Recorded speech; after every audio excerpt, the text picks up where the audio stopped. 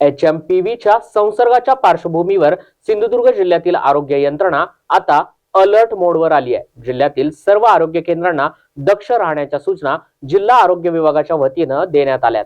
जिल्हा शल्य चिकित्सक डॉक्टर श्रीपाद पाटील यांनी आज पत्रकार परिषदेमध्ये बोलताना आवाहन केलंय की नागरिकांनी कोणत्याही प्रकारे घाबरून न जाता खबरदारी घ्यावी। तसेच हा विषाणू कोरोनाप्रमाणे धोकादायक नाही, मात्र नागरिकांनी सावधगिरी बाळगावी।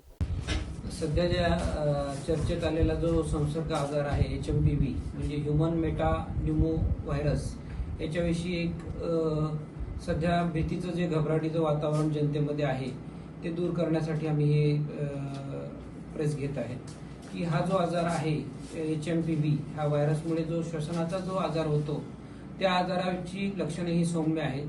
तो सामान्यतः हवेमध्ये होताच, पूर्वीपासून होताच। त्याचे रुग्ण भारतामध्ये आढळलेले आहेत 6 ते 7।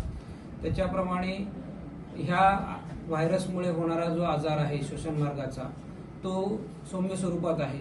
त्याच्यामुळे जनतेने घाबरून जायचं नक्कीच कारण नाही, पण त्याचबरोबर खबरदारी घेणं पण गरजेचं आहे। खबरदारी म्हणजे ते जसं आपण कोविडमध्ये घेत होतो त्याचप्रमाणे त्याच्यासारखंच आपल्याला हस्तोंदोलन करणे, गर्दीच्या ठिकाण टाळणे, हात स्वच्छ धुणे, त्याचबरोबर जे कोमॉर्बिड पेशंट्स आहेत म्हणजे ज्यांना हायपरटेन्शन, डायबिटीस, कॅन्सर आहे अशा रुग्णांनी जास्त काळजी घेणे।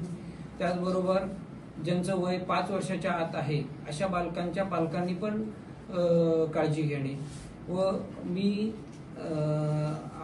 आमदार नितेश राणे यांच्यातर्फे तसेच collector sir Anil Patil, CEO sir Makarand Deshmukh sir, मी स्वतः DHO मॅडम असे आवाहन करतो की या आजारामुळे घाबरून जायची गरज नाहीये, पण सतर्कतेची पण गरज आहे। त्याचबरोबर की त्यांनी खबरदारी पण घ्यायला पाहिजे।